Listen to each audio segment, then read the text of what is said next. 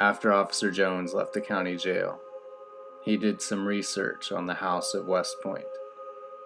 Not only was there a murder there in 1999, but also deaths of the people living there in 1996, 1987, 1962, 1941, 1922, and 1907. Some died by suicide, and others by something horrific. And then after that, there's just the record of it being built in 1816. There is evil living in that house, and the officer will burn it down to stop anyone else from falling victim to it. He filled up his jerry cans and drove to that house in his personal car. No one could know that it was him. When he arrived a little after midnight to ensure that virtually no car would be passing by him at this time, he got out of the car with the 2 gasoline jugs and walked over to the stairs. He carried with him the gas, his flashlight, and sidearm just in case. He opened the door and set down the jugs, looking around with his flashlight. The dark house looked as usual, old and decrepit. He closed the door, not seeing the tall man out in the front yard watching him. Jones walked up the stairs, starting the line of gasoline from the master bedroom. When he opened the bedroom door and saw an outline of a woman in there, he just kept his head down and began to pour the gas. He backed out of the room and looked to the left, seeing the little girl's room with a girl with red eyes and foam coming out of her mouth watching him. He turned to his right and saw a toddler sitting on the ground with a ball, pale-faced, with foam in his mouth. He continued backing up with the trail of gas and looked into the sewing room. A woman sat in the chair, looking in the mirror, combing her hair. To his right was the bathroom with a grown man bathing in the tub.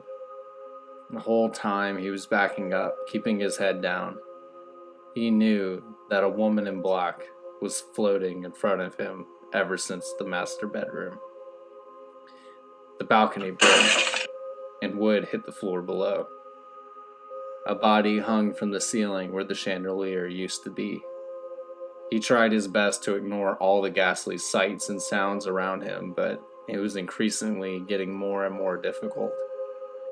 When he reached the bottom of the stairs, he turned and closed the front door and kept moving into the parlor. He heard crying in there. He couldn't ignore it when he looked up and saw a weird-looking man in the kitchen. The man had a knife in his hand. This wasn't a ghost. The officer drew his gun and pointed it at the man, saying, "Drop the knife or I'll shoot." The man didn't even flinch and just ran at the officer with the knife. When he entered the parlor, the officer shot several times into this man. He fell. Jones walked to the body and rolled him over with his foot. The man's eyes were white and his body was pale. A line of blood came out the corner of his mouth. He thought this man must be one of the men that attacked the pizza driver. He walked past the body, pouring more gasoline into the kitchen. When the officer stopped at the basement door, he saw that the door was open, and a scratching noise came from down the stairs. When he raised the flashlight and pointed it into the basement, a tall man with white eyes and pale face stared back at him. He had a crowbar in his hands. The officer closed the door and backed up. The tall man ran up the stairs, and as the officer raised his gun to fire, he was struck by a man. The same man he had just shot. His eyes were red, struggling on top of him with the knife poised to come down on the officer. Then, the basement door came crashing open, with the tall man coming to assist his friend. The officer reached for his gun and fired on the man on top of him. He collapsed on top. The tall man moved the crowbar above his shoulders, coming down onto the officer when he fired the rest of his bullets into the man. They now both lay dead on top of him. The officer got up and ran to the front door. He turned and flipped on his lighter, throwing it on the trail of gas.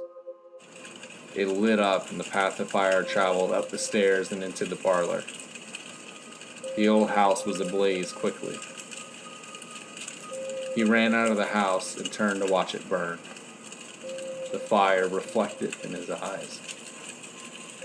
Shadows of people began running out of the house, some men, women, and children.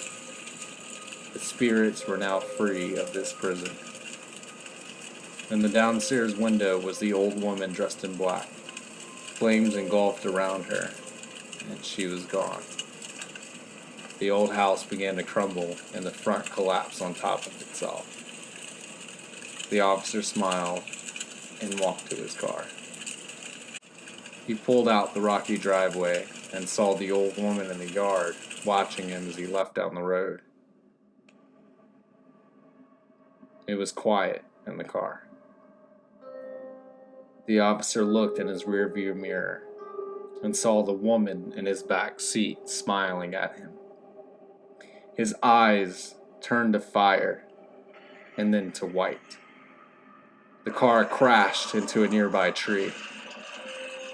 After a few moments of silence, the officer woke and opened the door, falling out onto the ground. He saw that the door in the back seat was open, and the woman in black was walking down the road. She was now free from her prison.